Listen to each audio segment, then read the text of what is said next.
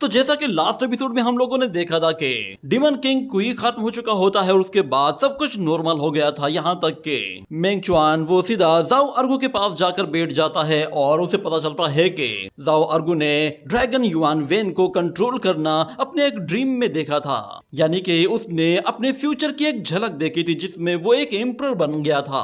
मगर उन लोगों को वहां पर एक ऐसी शिप दिखाई देती है जो कि सीधा नानयांग पोर्ट की तरफ आ रही थी, मगर वो लोग जब उस शिप पर जाकर देखते हैं तो वहां पर उन लोगों को शिप पे खून दिखाई देता है और अचानक से एक डीमन उन लोगों पर हमला कर देता है। तो मेंग चुआन उसे काट कर रख देता है और देखता है कि उस शिप पर बहुत सारी डेड बॉडीज पड़ी हुई है, जिसके बाद हमें पता चलता है कि ग्रेट यू डायनेस्टी के वेस्टर्न बॉर्डर की तरफ अब भी डीमंस मौजूद, वहां पर अब भी वो लड़ाई चल रही है। और हमें वहां पर एक लड़के को भी दिखाया जाता है जिसका हुलिया लड़कियों जैसा होता है।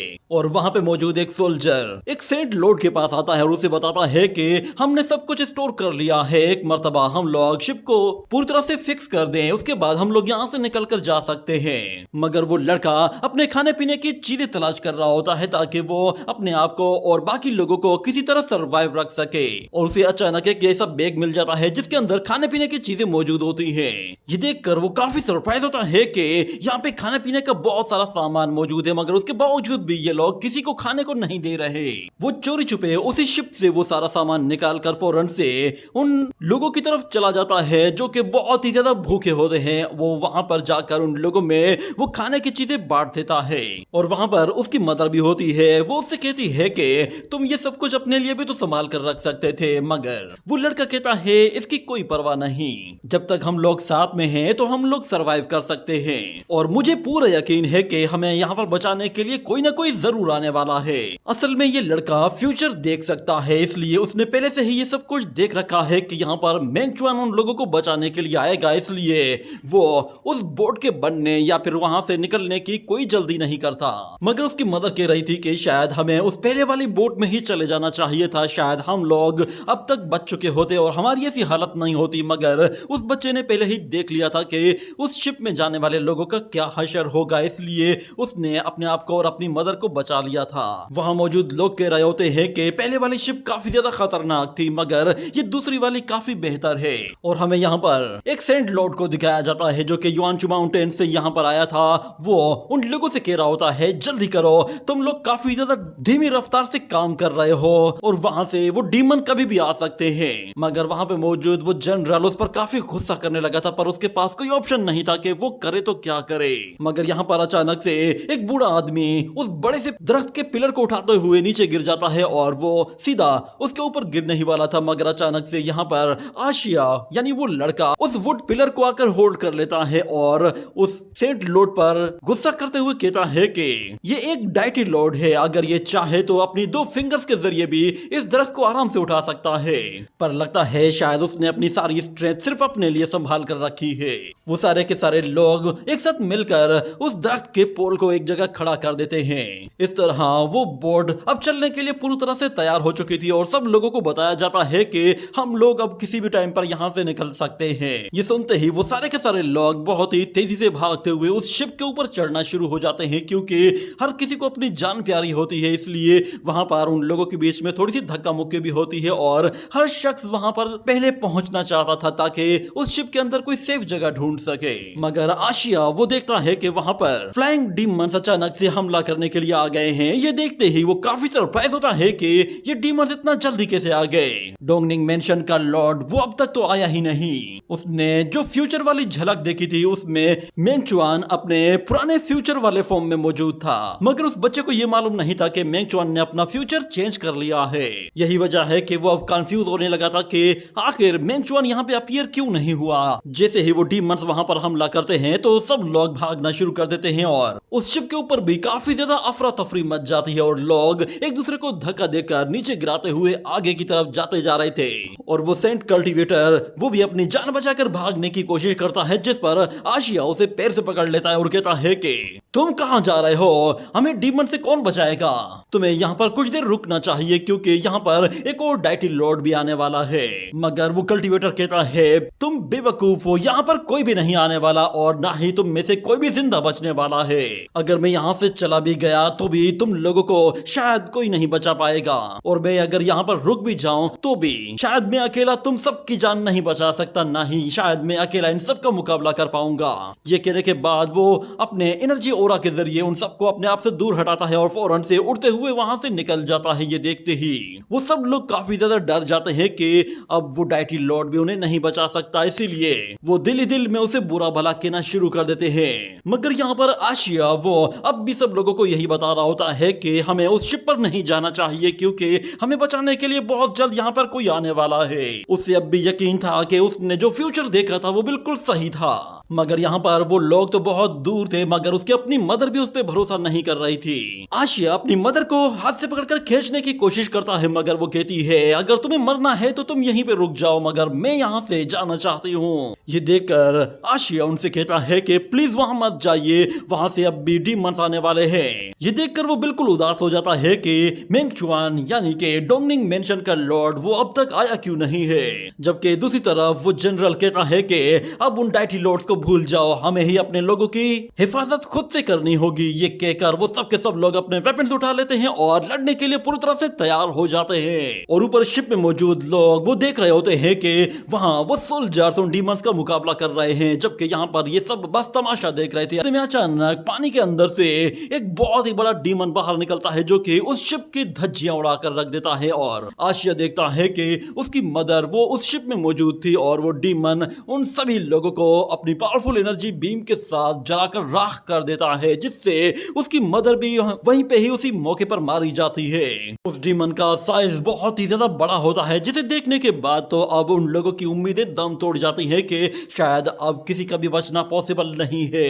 और आशिया कहता है कि मैंने जो फ्यूचर देखा था वो ऐसा बिल्कुल भी नहीं था। और ऊपर से वो जायंट डीमन अचानक से अपना पैर ऊपर उठाकर सीधा उसके ऊपर लाने वाला था, मगर हमें दिखाया जाता है कि इससे पहले कि वो बच्चा उस पैर के नीचे आता, अचानक से कुछ स्प्लैश अटैक आकर उस डीमन को हिट करते हैं, जिससे उसकी बॉडी के टुकड़े टुकड़े हो जाते हैं। और आशिया देखता है वहां पर एक वॉरियर आ चुका है। उसे लगा था कि शायद ये डोंगनिंग मेंशन का मास्टर है जिसे उसने फ्यूचर में देखा था। मेंगचुआन अपनी लाइटनिंग स्पीड के साथ उनकी तरफ आगे बढ़ता है और जाते साथ ही एक डीमन का काम तमाम कर देता है। उसकी लाइटनिंग स्पीड की वजह से वो पलक झपकते ही एक जगह से दूसरी जगह पहुंचता है और चुन चुन कर उन डीमंस को मारना शुरू कर देता है। उसकी पावर्स देखकर आशिया वो भी काफी ज्यादा सरप्राइज था कि जिस डोंगनिंग मेंशन के मास्टर को मैंने देखा था वो इतना ज्यादा पावरफुल नहीं था, मगर फिर भी वो लोग खुश थे कि फाइनली यहाँ पर कोई तो सेंट लॉर्ड आया है जो कि उन लोगों को उन डीमन से बचा सकता है। पर जबकि आशिया वो अब भी सोच में पड़ा हुआ होता है कि आखिर ये बंदा है कौन। जब वो समंदर की तरफ देखता है तो वहां से एक और शिप आ रही होती है और उस शिप के ऊपर हमें यान वुई को दिखाया जाता है, जिस पर आशिया कहता है कि यहाँ पर तो एक और सेंट लॉर्ड है। और वहां पर हमें कुछ और सोल्जर्स को और उसके साथ जाओ अर्गो को भी दिखाया जाता है। वो फौरन से एक शिप लेकर उन लोगों को रेस्क्यू करने के लिए पहुंच गया था और यान वुई आते साथ ही अपने सोर्ड स्लैश अटैक के साथ इतने ज्यादा अटैक करता है कि डीमंस को पता भी नहीं चलता और यान उनके टुकड़े टुकड़े कर देता है। इतने में एक और जायंट डीमन पानी से बाहर निकल आता है और हमें दिखाया जाता है मेंगचुआन के स्लैश अटैक उसकी बॉडी के भी टुकड़े टुकड़े कर देते हैं। मगर यहाँ पर यान वुई को दिखाई देता है बहुत सारे डीमंस फिर से एक बड़े झुंड की शक्ल में उनकी तरफ आगे बढ़ने लगे हैं, जिस पर वो सारे लोग और भी ज्यादा डर जाते हैं कि शायद इस बार वो नहीं बच पाएंगे। मगर यहाँ पर मेंगचुआन अपनी न्यू थंडर पावर को यूज करना चाहता था, जिसके लिए वो फौरन से अपने थंडर डिपार्टमेंट के अंदर से डीमन किंग कुई को समन करता है और हमें दिखाया जाता है वो गोल्डन स्क्रॉल डीमन किंग कुई को पूरी तरह से अवेकन कर लेता है और डीमन किंग कुई वो मेंगचुआन को अपना लॉर्ड एक्सेप्ट करते हुए उसके लिए हर मुमकिन कोशिश करने को तैयार हो जाता है। और हमें दिखाया जाता है कि आशिया जो कि मेंगचुआन को पहले से ही जानता था वो इस वाले मेंगचुआन को नहीं पहचान पा रहा था कि ये तो डीमन किंग्स को समन कर पा रहा है, यानी कि ये वो डोंगनिंग मेंशन वाला नहीं है। जबकि डीमन किंग कुई यहाँ पर अपनी लाइटनिंग का इस्तेमाल करते हुए बहुत सारी लाइटनिंग बॉल्स जनरेट कर लेता है जो कि हवा में चारों तरफ फैलना शुरू हो जाती है।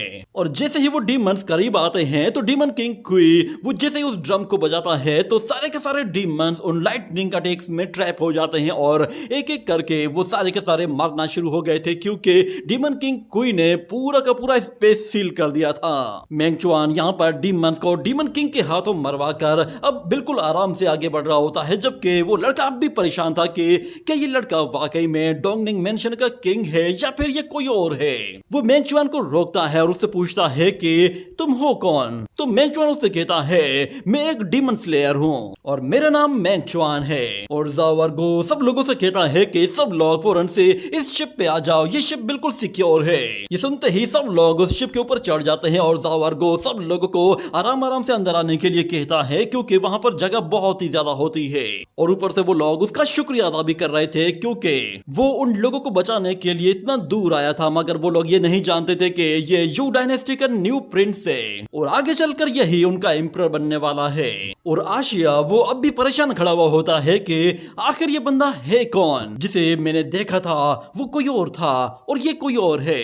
आखिर ये सारे लोग आते कहां से हैं? इसने खुद कहा है ये एक डीमन स्लेयर है, जबकि मैंने जिसे अपने फ्यूचर में देखा था वो एक सेंट लॉर्ड था। यान वो यहाँ पर मेंगचुआन को बता रहा होता है कि मैंने लोगों से पूछा है यहाँ मौजूद जो डाइटी लॉर्ड या सेंट लॉर्ड था वो डीमंस के आते ही फौरन से भाग निकला है। जिस पर मेंगचुआन काफी कंफ्यूज होता है कि आखिर टूरियलम आइलैंड के जितने भी डाइटीज हैं वो सारे के सारे इस तरह दुम दबा कर क्यों भाग रहे हैं। अगर वो लोग कुछ देर तक यहाँ पर उन डीमंस को रोक पाते तो शायद इतना बड़ा नुकसान नहीं होता। एक मर्तबा हम लोग यहाँ की प्रॉब्लम को सॉल्व कर लें, उसके बाद हम लोग सीधा यहाँ से टूरियलम आइलैंड की तरफ आगे बढ़ जाएंगे और देखेंगे कि आखिर टूरियलम आइलैंड में ऐसा क्या है। इतने में जाओ अर्गो उन लोगों को आवाज दे रहा होता है और उसके साथ वो जनरल भी मौजूद था, जिसकी वजह से मेंगचुआन फौरन से नीचे आ जाता है और वो जनरल सब लोगों को बताता है कि ये शिप इतने सारे लोगों को कैरी करने के लिए काफी नहीं है, कम से कम हमें एक और शिप की जरूरत पड़ेगी। इस वक्त सिर्फ आप ही हैं जो कि हम लोगों की मदद कर सकते हैं। ये सुनकर मेंगचुआन कहता है मैं काफी फास्ट हूँ तो मैं वहां जाकर एक शिप ले आ सकता हूँ, मगर अचानक उन लोगों को कुछ दिखाई देता है। वहां पर एक और बड़ी शिप आ रही होती है। उस शिप को देखकर वो लोग भी काफी सरप्राइज होते हैं कि ये शिप तो टूरियलम आइलैंड से आई है। और उस शिप से जो बंदा नीचे उतर कर आता है ये कोई और नहीं होता बल्कि ये नानयांग पोर्ट का सेंट लॉर्ड जू वू है, जो कि डीमंस के आते ही वहां से भाग निकला था। वो फौरन से मेंगचुआन के आगे आकर झुक जाता है और उसे अपना नाम बताता है, जबकि जाओ अर्गो गुस्से में उस पर भड़क जाता है और उसे मारने की कोशिश करता है, मगर वो जनरल उसे रोकता है और कहता है कि जरा संभल कर, अब इसका कोई फायदा नहीं है। मगर वहां मौजूद सोल्जर्स अब भी उस जू वू का मजाक उड़ा रहे होते हैं कि ये खुद को डाइटी लॉर्ड्स कहते हैं और इनमें इतनी हिम्मत नहीं कि ये डीमंस का मुकाबला कर सके। और जरा देखो तो सही ये इतना बेशर्म है कि ये दोबारा से अपना मुंह दिखाने के लिए आ गया है। वो यहाँ पर मेंगचुआन को कह रहा होता है कि मैं टूरियलम आइलैंड की तरफ से यहाँ पर आया हूँ ताकि मैं आप लोगों को रेस्क्यू करके टूरियलम आइलैंड की तरफ ले जाऊं। जिस पर मेंगचुआन कहता है अच्छा तो तुम हो जू वू। ये सुनकर जू वू कहता है मेरे लिए ये प्राउड की बात है कि आपको मेरा नाम पता है। और मेंगचुआन पीछे देखता है तो वहां पर अब भी बहुत सारे लोग मौजूद थे जिन्हें रेस्क्यू करना जरूरी था। पहले हम इन लोगों को रेस्क्यू करके नानयांग पोर्ट तक पहुंचाएंगे, उसके बाद ही हम लोग टूरियलम आइलैंड की तरफ जाएंगे। और जाते जाते वो जू वू से कहता है कि तुम्हें यू डायनेस्टी की इतनी परवाह है, सच में मुझे तो रोना आ गया। वो जाते जाते उससे कहता है फौरन से इस शिप को नानयांग पोर्ट की तरफ ले जाओ। जिस पर जू वू कहता है जैसा आपका हुक्म। असल में उसे पता चल गया था कि मेंगचुआन वो एक युआनचू माउंटेन इंस्पेक्टर बन चुका है। और मेंगचुआन सब लोगों से कहता है बेफिक्र हो जाओ, मैं तुम लोगों के साथ इंसाफ जरूर करूंगा। इतना कहने के बाद वो सारे लोग उस शिप पर चढ़ जाते हैं और वो सब लोग फिर नानयांग पोर्ट तक पहुंच जाते हैं। जिसके बाद मेंगचुआन जाओ अर्गो से कहता है कि अब हम लोगों को यहाँ से जाना होगा, अब यहाँ पर सिचुएशन बिल्कुल सेफ है। मगर जाओ अर्गो कहता है कि यहाँ मौजूद जितने भी लोग हैं वो तुम्हें यहाँ पर रुकने के लिए कह रहे हैं ताकि तुम उनके साथ बैठकर खाना खाओ। तुम हमारे हीरो हो, इसीलिए आज रात तुम्हें दावत दी जाएगी। पर मेंगचुआन यहाँ पर यान वुई की तरफ पलट कर देखता है। यान वुई साफ साफ मना कर देता है। जिसके बाद मेंगचुआन भी उससे कहता है कि हमें अब आगे की तरफ जाना है, इसलिए अब सब लोगों को जाकर बता देना कि हमें अब अपना अगला टास्क कंप्लीट करने के लिए यहाँ से जाना पड़ रहा है।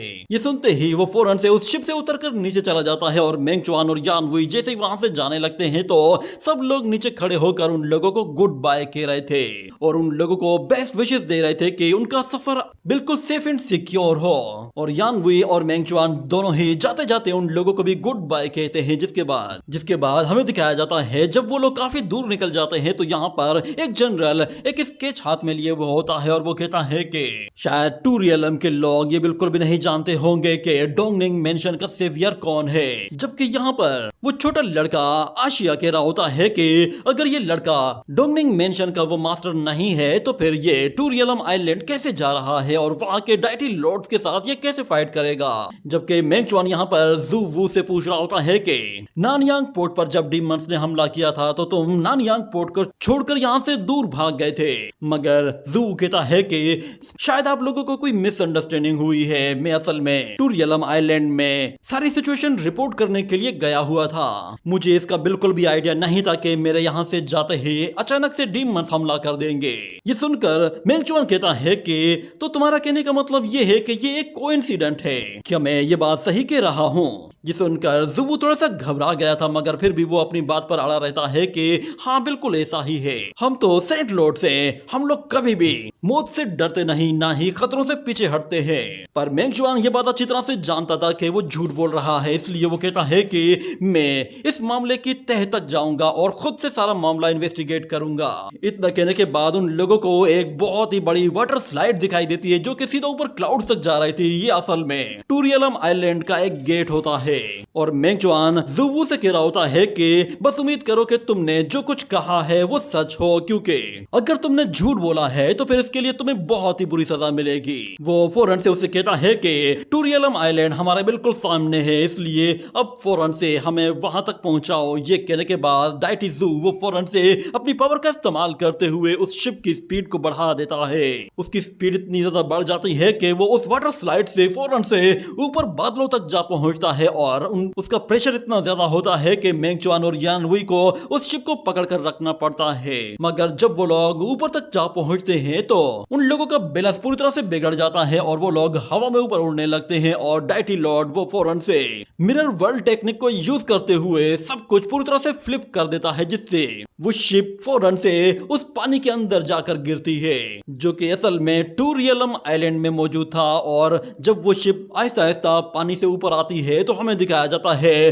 वो ठीक उसी जगह आ पहुंची थी जहां पर उसकी वो लैंडिंग वाली जगह बनी हुई थी। और उस शिप के वहां पर आते ही उन लोगों के लिए रेड कारपेट बिछा दिया जाता है और एक लड़का उन लोगों के सामने आकर कहता है कि मैं टूरियलम आइलैंड का एल्डर जेंग चुन हूँ और युवांचू माउंटेन के इंस्पेक्टर और उसके दोस्त को यहाँ पर वेलकम करता हूँ। ये देखकर मेंग चुआन और यान वुई काफी ज्यादा सरप्राइज हो चुके थे कि वो लोग उन्हें जानते हैं। मगर यहाँ पर जुवू आकर बताता है कि ये एल्डर जेंग चुन है, प्लीज आप आ जाइए, आपको डरने की कोई जरूरत नहीं। मगर यहाँ पर मेंग चुआन उसे लात मारकर नीचे उतारकर फेंक देता है और मेंग चुआन जेंग चुन से कहता है कि जब डीमंस ने नानयांग पोर्ट पर हमला किया था तो उस वक्त इस डाइटी लॉर्ड जू वू ने अपनी पोस्ट को छोड़ दिया था और वहां से भाग निकला था, जिसकी वजह से वहां पर उन लोगों को बहुत ही ज्यादा नुकसान हुआ और न जाने कितने ही लोग मारे गए। और इसके बावजूद भी ये बंदा कह रहा है कि ये सब कुछ बस इत्तेफाक से हुआ है। और उसकी बेशर्मी देखो, ये वापस आकर मुझे सब कुछ रिपोर्ट भी कर रहा है कि ये उसकी गलती नहीं है, ये सब कुछ बस डीमंस का किया धरा है। मुझे बताओ कि क्या ये वाकई में सच कह रहा है?